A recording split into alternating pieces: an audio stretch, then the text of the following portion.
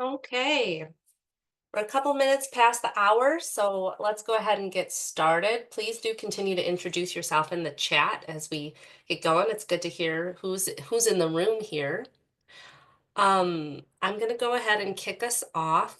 Today's webinar is How to Become a Basic Needs Forward College Practical Guide. I'm Elizabeth Warner, Kale Senior Director of Event Operations. It's my pleasure to kick off today's webinar. CALE is a nonprofit membership organization that was founded 51 years ago to help organizations succeed by providing expertise, resources, and solutions that effectively support working adult learners as they navigate on and off ramps between education and employment. We partner with entities across the adult learner ecosystem to help create actionable career pathways along the journey of lifelong learning and meaningful work. Before we get started, a couple quick housekeeping notes. You're all muted, you're not on video, but please join the conversation in the chat. I see a good number of you are introducing yourselves, so let's keep that going. Please enter questions into the Q&A function as you have them. The speakers will answer your questions at the end of the presentation. And this webinar is being recorded. A recording will be shared with everybody who registered. So with that, I'd like to turn this over to our partners at Seattle Jobs Initiative, specifically Bree. Take it away. Great. Thanks so much, Elizabeth. Well, hi, everyone. Thanks so much for joining us today. We're so glad to welcome you and share with you a new guide and workbook that we've just released on how to become a basic needs forward college. So these are hot off the press, and we will put a link to download them into the chat so you can take a look. We're excited to be able to walk through them with you, and we're really hoping that you'll find them practical and useful resources. So the guide is the primary resource. It contains all of the information, all of the good stuff. That includes tools and exercises that you can use to advance your basic needs efforts. And the workbook is designed for more immediate and hands-on use. So it's more of a companion. It contains the tools and exercises from the guide in fillable PDF format. So you can start jumping in and using it right away. So we're going to get into the content of these resources, but before we do, we wanted to take a quick moment to introduce ourselves. So I'm Bree Wynn. I'm a senior managing consultant at SJI on the People Centered Design team. And I am Eileen Sleesman Calderon, and I'm a senior research and project consultant at SJI. And just a little bit about our organization and team. So SJI, or Seattle Jobs Initiative, is a nonprofit. We're dedicated to supporting people from underinvested communities in building sustainable careers. And we do this by offering education, employment, and training programs locally, and research evaluation and technical assistance nationally. And our people-centered design team works with higher ed, government, and community organizations to really make programs and services work better for people. So we do this by elevating student and participant voices, by helping programs use data more effectively, and by connecting more people to resources, which is what we're focusing on today. So here is our agenda. We're going to give a quick overview of the guide and workbook. Then we're going to go into some of the content and talk about what it means to be basic needs forward and how colleges get there. And then we'll walk through the workbook portion of the guide. So these are those tools and exercises that I talked about that you can use to move forward. And then we'll hear from some of our contributors. So special shout out to them. These are people that we interviewed as we were putting together these resources. And these are people who are doing the work across the country. And we're so grateful to have you with us today. And thank you so much for your willingness to jump on and share your insights with all of us. And then we're going to wrap up with a Q&A. So if you have questions, feel free to just pop them into the Q&A box for us. And we'll try to monitor them and we'll get to them at the end. Okay.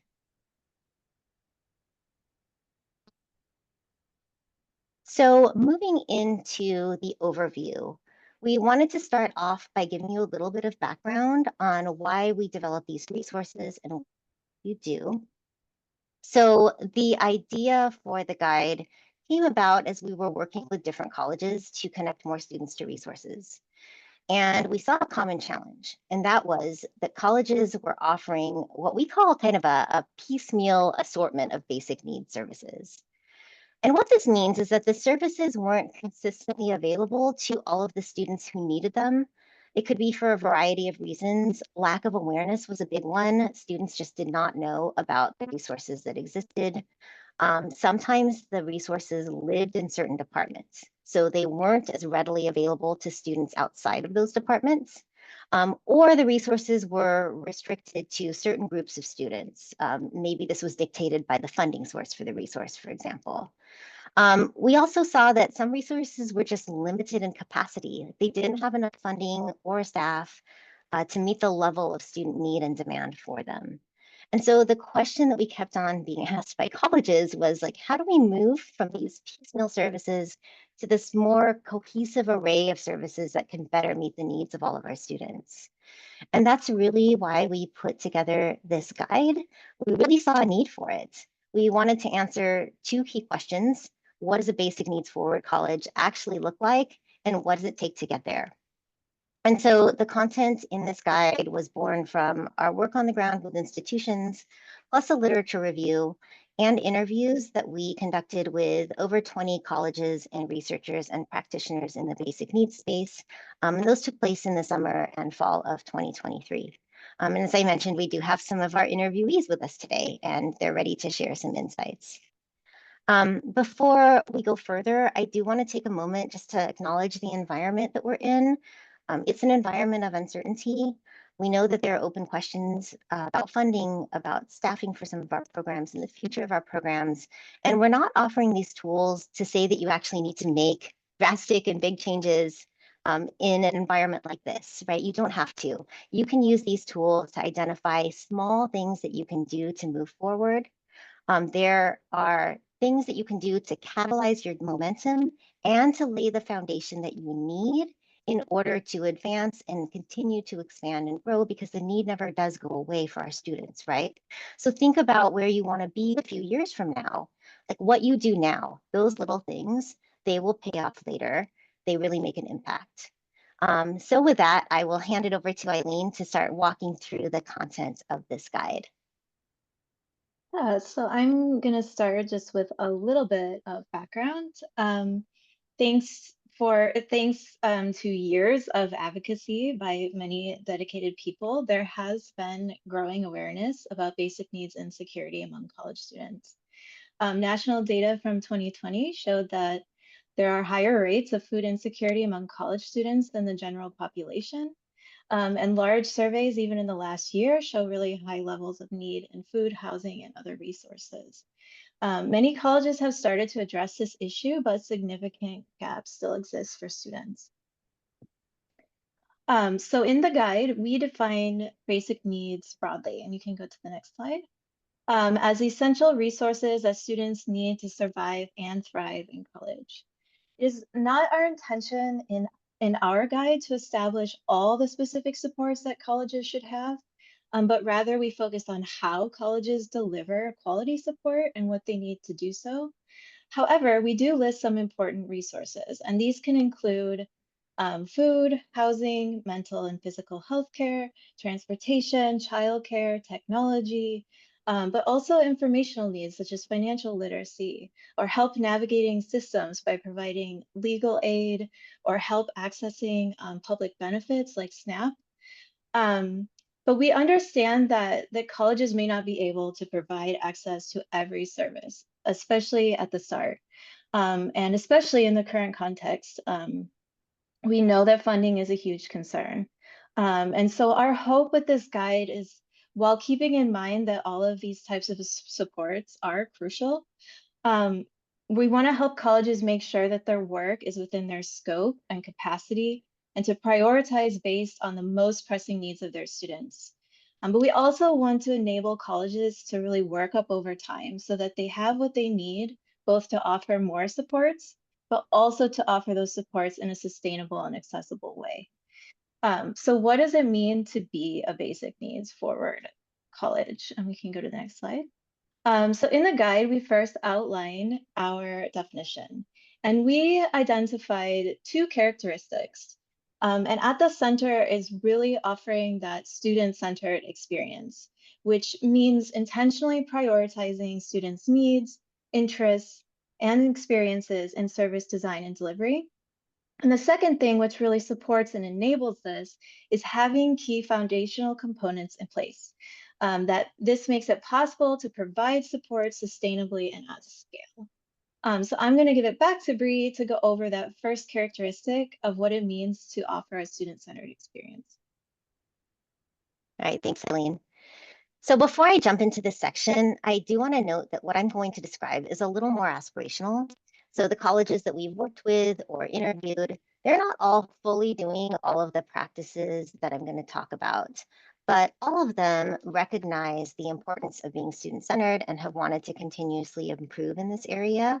So what we wanted to offer is a framework for creating a student-centered experience and then some examples and practices to adopt and aim for. They reflect more of a vision of what a student-centered experience should entail based on what we've heard from students and what we've seen at colleges. And we're hoping that you can draw some insights and inspiration and ideas from this section, no matter what your role is and how you work with students. So ideally, what basic needs forward colleges can do is work to ensure that students easily access the services that they need, when and how they need them, in a way that feels supportive and affirming. And offering an experience like this is really critical because the process of accessing resources for students can be rife with challenges. And this slide lists just some of the challenges that students often describe. I'm sure many of you are familiar with these challenges. They can include students just not knowing that resources exist. They might feel embarrassed to access resources, or they might not know where to go or what to do, how to get started. They might think that other people need resources more than them, even if they could access resources that are available to anybody who has need of it, right? So the number of challenges and obstacles that stand between students and accessing resources can be many. And so basic needs forward colleges, they're intentional about identifying these challenges and then removing them. And the goal that they have is to make it as easy as possible for students to get the help and support that they need. So what does it actually look like to offer a student-centered experience? So we think it looks like achieving 4 key outcomes in how you deliver resources. So the first is awareness. And that means that students at your institution know that resources exist and they also know how to access them. The second is accessibility, meaning that students can easily connect to these resources. The third is effectiveness. The resources that are available, they meet students' needs for them. And then impact, and that means that student outcomes show positive impact as a result or related to them having access to support at the institution or through the institution. So there are a number of practices and methods that colleges can use to achieve these outcomes. And in the guide, we have a list of examples that we have seen at colleges or we've learned about from people that we've interviewed. And these examples range from embedding basic needs information in key processes and touch points with students at the college, to proactively assessing students and connecting them with resources, to having specialized staff and one-on-one support easily available, to having a case management system, an alert and triage system, and a way of measuring their effectiveness and tracking that. So that leads us to the next question, which is how can colleges know if their offerings are effective, if their offerings are student-centered? And so in the guide, we talk about 2 key practices. The first is seeking input and feedback from students, and then using this feedback to both develop services and to make improvements to them. And the second is tracking and measuring the impact of the services in a way that is focused on the student experience. So let's talk about the first practice. This is critically important, and I think we all recognize this. What we've seen, though, is that many colleges don't always have a regular practice of doing this. They might seek student feedback, one time or a couple times, but then there may be long stretches of time between the feedback seeking sessions. So there isn't like a regular practice. So it's worth putting the structure in place to have these regular feedback loops with students, and also a process or system for being responsive to this. because it does take effort to put together the method that you're going to use to seek the feedback. And we don't want that feedback to just kind of sit on a shelf, right? You want to actually do something with it. You want to be responsive to it. And so there's many different ways to be engaging with students to hear student input. And we've listed some of them on this slide, and we're happy to talk more about them if you want to connect with us offline or during the Q&A. So the next practice is tracking and measuring impact. This is a really rich area, and I wish we had more time. We could do a whole webinar on this, but there's a lot more information in the guide. For now, I'm just going to note how important it is to capture qualitative and quantitative data. And we really want to highlight the importance of having both types of data. When you think about data, it's often the quantitative data that comes to mind. We're accustomed to seeing numbers, and numbers are really important, but they often will tell you like only half of the story, right? They'll tell you what is happening.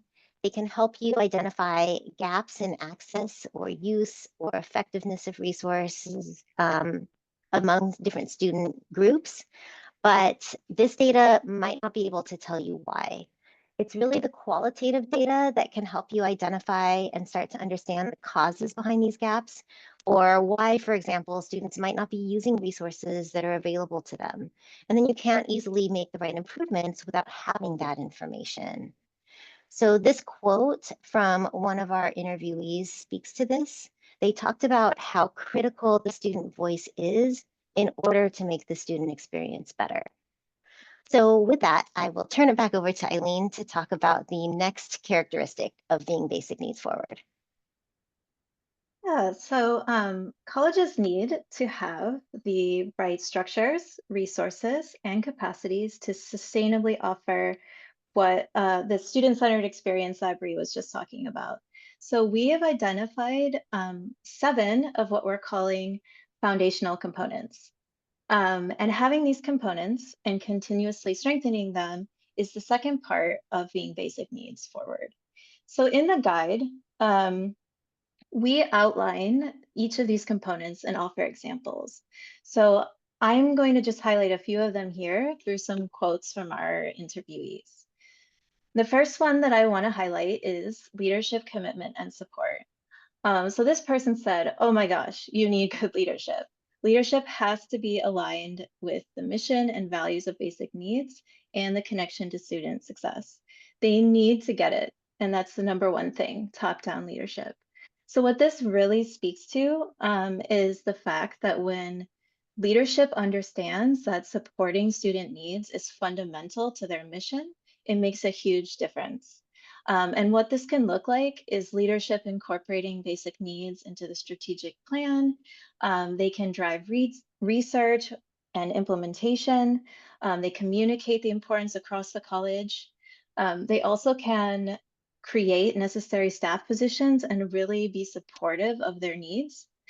And they also are really important in advocating for and allocating funding and resources to this work. So this was something we heard a lot about. And so the next one I want to highlight is designated staff and specialized staff. So this interviewee spoke to the need for dedicated positions that solely focus on basic needs work. So like a coordinator or director who can really lead and develop programs. They said that basic needs cannot be another hat for a person. They can't have multiple jobs. So this is really foundational, and we heard a lot about that. But this component also highlights that having sufficient staff overall to keep services open and accessible. And it also talks about having staff that can address specific needs, such as social workers or experts in public benefits. The next one, you can go to the next one, is qualitative and quantitative data. And throughout the guide, you'll see that we really emphasize the importance of having data. Earlier, Bree mentioned that it's important for making supports student-centered, but data is also important for gaining commitment and funding and growing awareness. And this first quote here really speaks to that data is important and it can really help gain support. And then the second quote is from someone who was using qualitative data to really understand students' experiences, to hear what students need from them and not what we want to know too, that as you develop your data capacities and your data systems, the more you'll be able to do, even as far as potentially being able to be more proactive in identifying students with needs and assisting them in timely ways. So it also can be a part of the infrastructure that you end up building.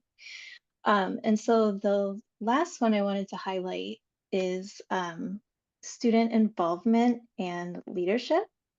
And these efforts really should involve students, not just when getting feedback, even though that's crucial, but they also should be involved in designing, implementing, and developing basic needs efforts.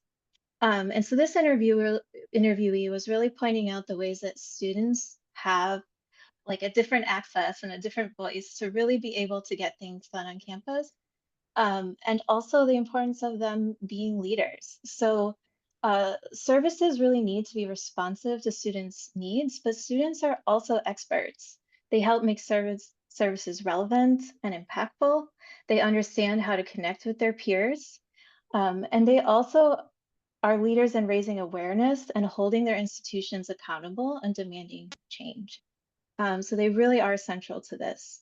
So we understand that these are a lot of things and this list can look daunting, but nobody starts with all 7 of these perfectly in place. And so that's what the next part of our guide really addresses, is how colleges can get started and develop into being basic needs forward. Can you go to the next slide? So how do colleges get from piecemeal, siloed supports to these more cohesive foundational components with a student-centered experience? The first thing we really want to talk about is this point in the middle, are these catalyzing efforts. So catalyzing efforts are events or actions that generate momentum, awareness, and investment in basic needs at the college. And they really provide that necessary like push for colleges to overcome any obstacles that may stand in the way for them. So we can go to the next slide. We have some examples. It's kind of a lot on here. It's a little bit wordy. Sorry about that. But to start with, we saw that there was a college that staff led this effort to survey students, and then they were able to present the results to leadership and gain more resources, which was really started their efforts at their college.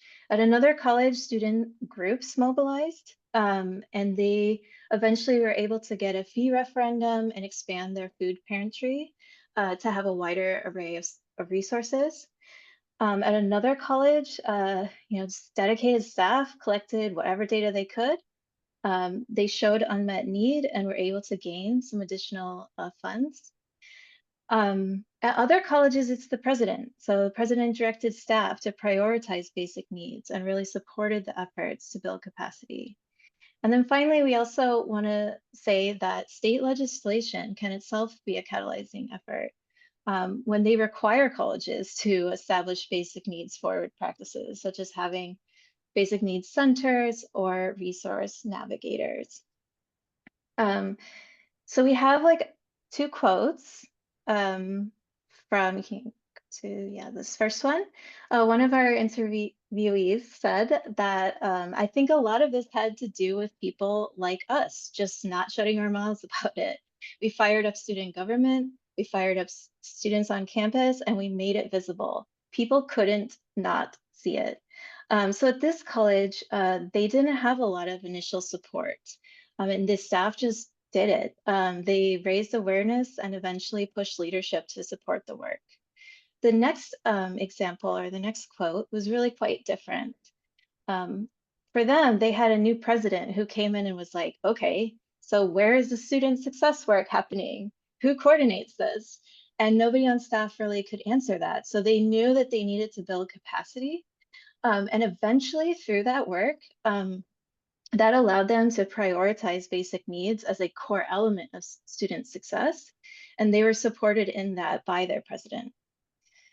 So you can see from these quotes that what is needed or what occurs to really drive efforts does depend on the context at the college and the obstacles or the resources that may be present. So we've outlined, you can go to the next slide, 3 more common routes that colleges seem to take to describe these contexts that shape both the efforts that are even possible and what was needed, and the strategies that people took to move forward. So that first quote would be more in that second route. They had to really push to get support, and it was more ground up efforts. Whereas the second one was more in that first route, where the leadership really helps spur things, spark things and move it forward. So the second thing, besides these catalyzing efforts that we do want to emphasize and highlight here from the guide, is that not everything happens at once. We have found that in becoming basic needs forward, it's often more of these recurring cycles. And it involves collecting data, whatever, in whatever the current state is at your college. And a lot of people started with really basic kind of grassroots, low cost ways of collecting data, but then using that to gain support for new resources and improvements that may help them secure some funding to pilot something or to make an improvement. And then really keep collecting data to show that what you're doing is working so you can argue for making it permanent or for meeting an additional need. And then you kind of start that cycle over again. So in that way, you can grow your capacity and resources in a little bit more manageable way. And I wanted to emphasize again that the student involvement is there in the center so that these improvements are centered on students' experiences and expertise. So you can move forward. I want to give one more example, maybe the next one. I'm going to skip that. Okay, this one I think really highlights the process. So at this college, they had a little bit of extra funding from another program. So they decided to pilot a small program and started collecting data. And they were showing that what they were doing was having an impact. And that really drew the interest of their leadership, who got on board, and it really started helping them build their resources. So for them, that was really like this pilot project was a catalyzing effort at their school. And this has been a lot of information, so I'm going to turn it back over to Bree to talk about some of the tools that we developed to kind of help you think about what your process could be. Great, thank you. So yes, now we're going to walk through what we call the workbook portion. And we're hoping that you can use these tools to chart your path forward and to figure out what you need to do to become more basic needs forward. And we think you can use these tools no matter what your role to think through what you can do kind of in your immediate sphere of control and impact to make a difference and to make progress. So we have a process for charting your path. There are 3 steps to this process. The first is assessing your current state. The second is identifying opportunity areas and improvements that you can make based on your assessment results in that first step. And then the third step is developing your own catalyzing efforts and your path ahead. So I will just briefly touch on each step and how to use the tools and the worksheets contained within it. So step 1 is all about understanding where you currently are. Like, in order to know how to make improvements and where to focus your efforts, you have to have a baseline. You have to know where you're starting from. So in this step, you're going to take 2 assessments that correspond with those 2 characteristics of basic needs forward colleges. You'll be assessing the student-centeredness of your current offerings, and you'll also be assessing the extent to which you have those key foundational components in place. So let's talk about the student-centeredness assessment. This assessment looks at the effectiveness of your resources for students currently. And as such, it's designed to be answered using student feedback. So ideally, you would have some student feedback available to you. Like maybe you've surveyed students, maybe you've had informal conversations, or you've gotten some feedback from secret shoppers. But you need to know how students have experienced and used your resources. And if you don't have this information yet, that is fine. You actually have your first area of opportunity right here. You can start thinking about how you would get this feedback and how you would, again, kind of implement a system or a way to get regular feedback, those regular feedback loops. You can also take this assessment yourself or with a group of colleagues if you don't have student feedback, just to understand your own perception of the student-centeredness of your resources. And then when you do get student feedback, you can compare your responses to what students say. So the assessment has 12 questions spread across 3 categories. Those categories are visibility and accessibility of resources, delivery of resources, and then the quality and value of resources for students. So this is just a zoomed in screenshot of what a couple of the questions look like.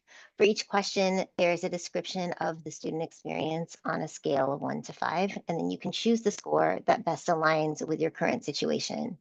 And that will allow you to see kind of where you are and where you need to go in each of these kind of 3 categories.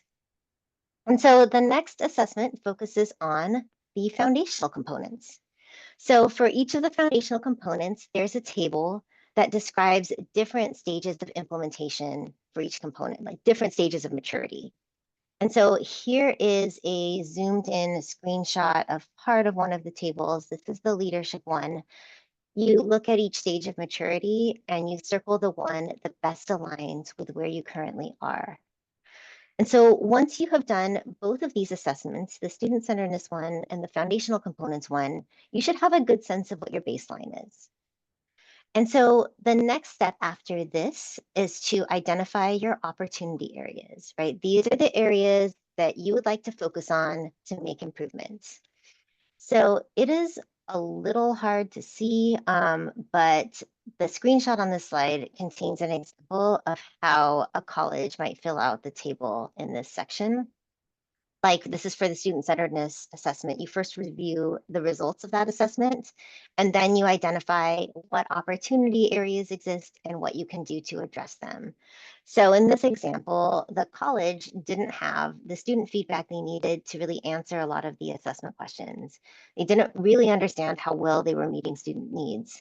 So they've listed what they might do about this and like how they could get this data and what options to prioritize. And there's a similar kind of follow-up table for the foundational components assessment, right? For each foundational component, you can identify your opportunity areas and options for improvement in each area. So the example here is for a college wanting to increase leadership commitment and support. And so they've outlined options and things that they can do in order to help engage and share more information about the importance of basic needs with their leadership. So once you've done this, you can then move on to step 3. And this is where you construct your own catalyzing efforts and figure out what you want to do to move forward. And just remember that catalyzing efforts are these events or actions that you can take to get some early or some rapid wins. These are efforts that generate momentum, awareness, and investment in basic needs support at your institution. And they really give you the impetus to overcome some of the obstacles in your way, a lot of those systemic obstacles as well. So there is a series of questions and tables in this section of the guide and workbook. And the process involves looking at your improvement options from that previous section, right? In the previous section, you identified like what you could do to improve and you prioritize those options. And keep in mind that some of those improvement options that you are already identified, that they could be catalyzing efforts in and of themselves. So here you'll be thinking through what you might do to make an impact in the short term and what outcomes you're aiming for. So in this example, I know it's a little hard to see, but it's a college wanting to survey students in part to have data to make a case to leadership for expanding basic needs services. And the outcomes that they would ideally love to achieve are listed in the last column. They would love to have an administrative champion for basic needs. They would love for basic needs to be included as a priority in the college's goals or strategic plan. They would love to have a basic needs committee in place, and that could lead to increased funding and funding allocation for basic needs work. So you can see how this table, kind of these questions, encourage you to think about what you would like to achieve and what catalyzing efforts will help you get there. So we have a couple examples that we wanted to share so that you can see how colleges at different stages might use this process and these tools to identify catalyzing efforts. So this first example is a college that is at an earlier stage of advancement, right? They have some basic needs service, they can do more. So they might have, for example, a food pantry, they might have laptop rentals, and they might have some specialized programs living in certain departments for different populations of students. I'm hearing that my mic is sounding a little bit off, so hopefully you can hear me okay. Just maybe put in the chat if you're having trouble hearing my audio. Anyway, though, I'll continue on and hopefully I'll become clearer. But back to this college, they have kind of a small array of basic needs services, but the services are scattered, they're siloed, and there might only be available certain days of the week. They do know that they need more support from their leadership in order to centralize resources and provide a better experience for students and more robust resources so that more students can access them. They don't have a lot of data available though, but what they do have is committed student advocates. So they have a student government, there are students in the student government that are really focused on championing basic needs for students. So I'm getting that you're hearing a little bit of static and choppy, so give me just a second.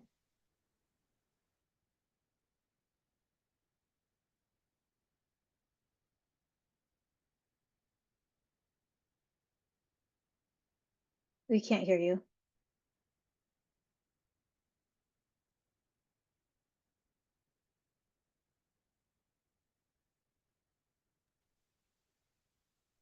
Can you hear me now? Yes. Okay, perfect. Sorry about that. So I hope you were able to hear what I was describing, but basically, this college is at an earlier stage of advancement. They have some basic needs services available, like a food pantry, laptop rental, some specialized programs, but the services are scattered, they're kind of siloed, they're not available every day of the week. And the college knows that it needs more support from leadership to centralize resources and provide a better experience and more robust resources. They just don't have a lot of data available though, but they do have committed student advocates. Their student government is really championing this cause. So they go through the whole assessment process, and after they take the assessment, they have identified the following areas of focus on that kind of second part of the slide. They know they need to get data. They know they need leadership commitment and support. They know they need sustainable and institutionalized funding. They would love to have more staffing and more robust resources and infrastructure. So I wanted to ask you to take a moment to think through what catalyzing efforts this college might use in order to address some of their areas of improvement. So take a moment. If you have thoughts, feel free to pop them into the chat. And I will just move ahead while you're thinking that through and share with you some examples that we came up with. This college could survey students. They could develop a customized survey for students and understand current levels of basic needs and security and the extent to which current services meet their needs. So I see I'm on the same wavelength of somebody in the chat. Thank you for sharing that. Student pre and post surveys to better target services. Yep. They could also work with their student advocates to use this data to present a case to their administration. In order to shore up their staffing, they could see if they could bring on social work graduate students, maybe from their own college, or if they don't have a graduate program, maybe a local university or another local community agency. They could also develop and run some pilots. So in this case, if their college foundation might have a small amount of pilot money to provide them, they could do an emergency funds kind of program pilot, collect data, and use that also to bolster their case. I'm just going to go through one more example. This is a college that is a little more advanced. They've already done some basic needs work, but they need to scale more because they don't think they're meeting enough students' needs. They know they have students with acute needs who aren't accessing their resources. They do have the president and leadership on board, and they have some data, but not enough. They really want to link basic needs to student success in a more intentional way. So after they go through the whole assessment process, they identify kind of 4 areas of focus. Data is one, of course. Increasing their resources and infrastructure is another, and this is more about taking what they already have and scaling it up to meet the needs of more students and reach more students. They also want to do more with their culture of awareness and support, normalizing the use of resources. Like, do they have students kind of aware and thinking that, yes, this is a part of my experience and I have access to these resources and the resources that are here for me? Do you have staff and faculty and administration who have all been trained and are ready to share and connect students with these resources? And then they also know that they could increase their student leadership and involvement. Like maybe they've done like a few listening sessions with students, but they don't have students that are actively involved in creating the basic needs services for students in kind of helping to get the word out in really co-leading these efforts. So their catalyzing efforts might look something like this. They could maybe implement a pre-registration basic needs simple assessment for students, small number of questions where they're asking students about areas of need and matching them to resources based on their responses. They could also partner with their IT department to see if there's existing technology they could leverage to deploy this kind of pre-registration assessment at scale to also match students with resources. They could build a prototype basic needs dashboard. And then to spread the word more and kind of encourage this culture of awareness and support, they could engage faculty, right? Because we hear from students, faculty are often the people at the college that they see most frequently.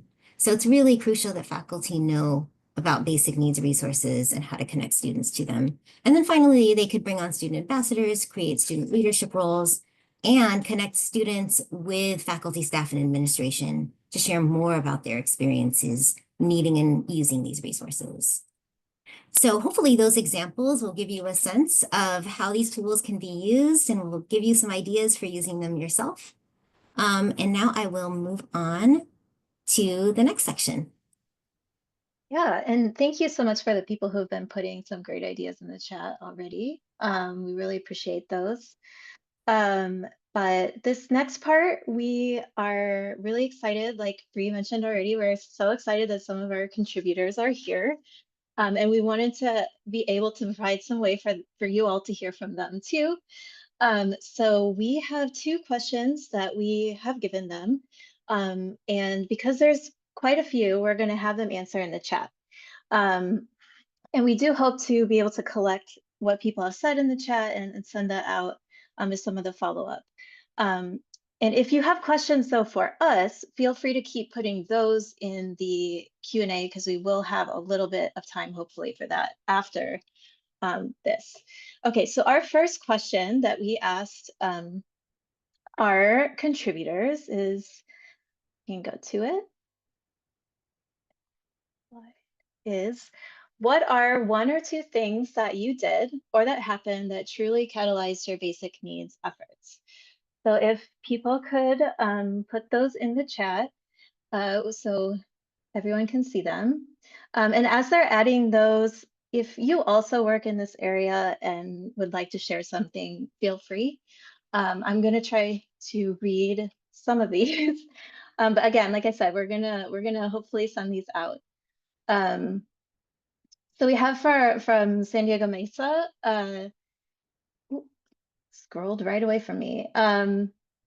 They said it was really their administrator's dedication to equity and excellence that, and they added it to the strategic plan. So a lot of like support from high up there, combined with data to really help move that forward. Let's see. We had a Mount SAC so strong cross-campus partnerships with financial aid, counseling, and student services. We made a point to credit the success of our work to both our frontline practitioners and our administration. So everyone from student workers to senior leadership felt valued and invested. Amazing. Yeah, just like, let's see. Oof, these I are see so one good. about Okay, I see one great. about simplifying processes, Mm-hmm. which really helps, right? Cutting down on that red tape, especially during COVID. Mm-hmm. Mm-hmm. Connecting with other colleges and universities who are already doing that, that's really important. We did hear like the value of like collaboration with other colleges. Great. I'm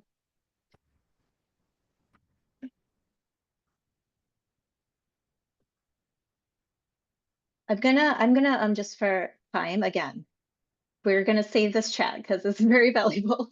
I'm gonna go to the next question that we had for them, which was just one piece of advice that you would give to colleges wanting to become more basic needs forward, and particularly when facing challenges or roadblocks.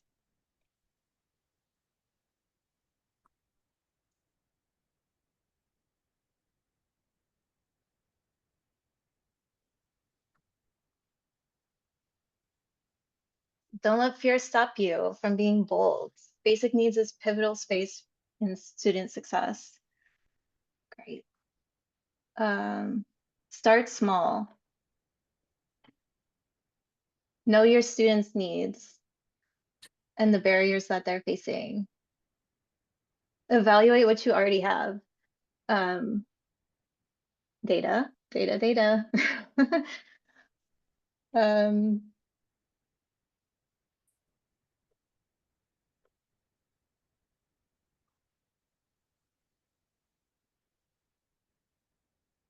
Yeah, getting inspiration. Again, getting inspiration from others who have done a lot of really unique and valuable things. And don't let perfect get in the way of progress.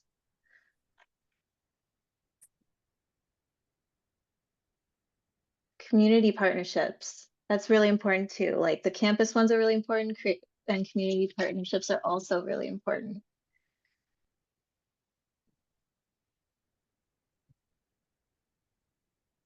Volunteer effort, the importance of volunteers and people who really stepped up.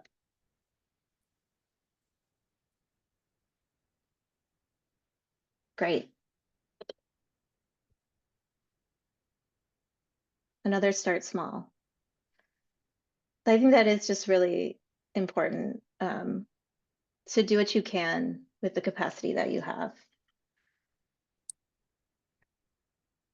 Okay, thank you so much for all of you. Again, thank you so much, and thank you for sharing your wisdom and your experience. I think we want to, well, I guess we still have, we can go over to the Q&A. Let's see. Yeah. Q&A for So, us. yeah, we have a little bit of time to do a Q&A, so feel free again to pop your questions in the Q&A box. And we can start answering them. So the first one is, what is being done to sometimes de-escalate student anger and dissatisfaction with the process of addressing basic needs? This is a great question. I do want to open it up to those in our audience and those who are doing this work who may have experienced this to see if you have any advice. So please feel free to drop your thoughts in the chat. So I think there's, and I'll just give my thoughts while we're waiting for people to add any thoughts that they have or any experiences that they've had as well with this. So yeah, this is This is tricky because it can very much be frustrating for students to not be able to get the help that they need in a way that is easy and responsive to them. So one thing that we have found is helpful is just listening to them and making sure that they have avenues to share what they have experienced, and then also sharing with them what is being done to address that. To help going forward to prevent these challenges from continuing to happen, having those regular student feedback loops, getting that data to tell you how students are experiencing this and being responsive to it to make changes can be really valuable, right? So you're actually like going forward, putting processes in place, putting fixes in place to make sure that the issues that students are experiencing aren't continuing to happen. And so it looks like now we have some comments in the chat. They're likely reacting to the stress they're experiencing as a result of basic needs insecurities. Yes, family stuff, etc. Empathy goes a very long way. They need a teammate or a person to walk alongside them. Pairing basic needs support with case management is the way. Yes, 100%, Lina. Thank you for that. Yes, robust case management and having somebody that you know who's in your corner, who will support you, who you can go to, makes a huge difference. And we hear that time and again when we talk with students. And so staff training does play into this and having kind of the staff who can play this role. Eileen, did you have anything you wanted to add? Well, I was just gonna point out that, yeah, the training is a really important piece too for staff in knowing how to deal with different situations. Trauma-informed care is really important. I think we've seen that a lot is really key. So that's just wanted to elevate that one. Yeah. We've also seen too that students are understanding too, if they also understand constraints. So we've had students tell us like, we're so grateful for these resources and we know that right now they're understaffed. So it's been hard, but I do understand kind of what they're facing. So sometimes kind of having those ongoing conversations with students so they understand too the situation and what you're trying to do about it can also be really helpful. Yeah, and we have a question about quality, how to have that quality case management if they're not trained case managers. I think that is a tough one. I think sometimes bringing people in, if you're not able to staff people with those skills, we've seen colleges that have partnered with organizations to develop that at their college until they're able to hire people with those skills. So that's one thing that we've seen. Right. I think one thing that we've seen are bringing on people with those specific kind of skill sets and areas of experience, but at the same time, training all staff if possible in trauma-informed care and how to respond. It's not necessarily very in-depth training, kind of recognizing that not everybody has that particular background or the bandwidth, but it's just kind of an overall awareness training to give and making support to staff and faculty available as well.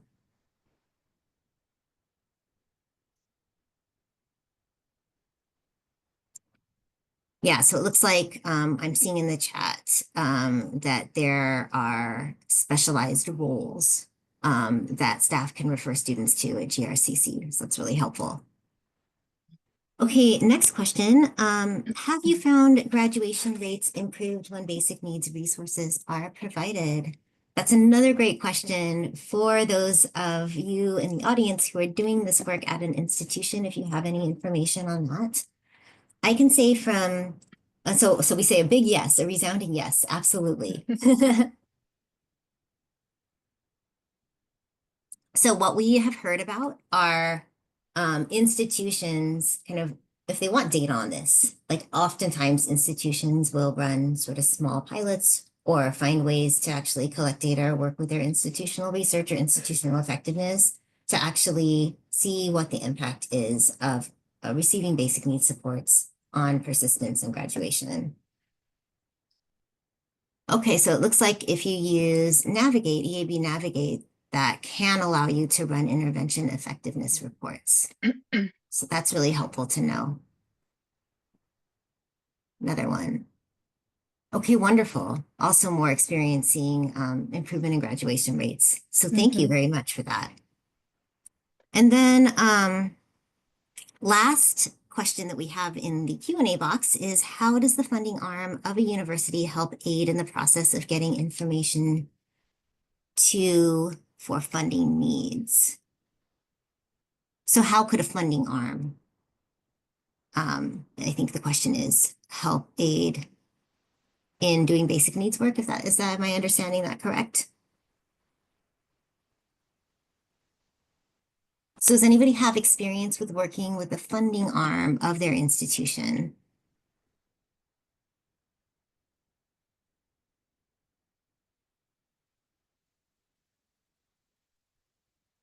So we say, like, our foundation office, there's a comment here, has been a huge advocate for us.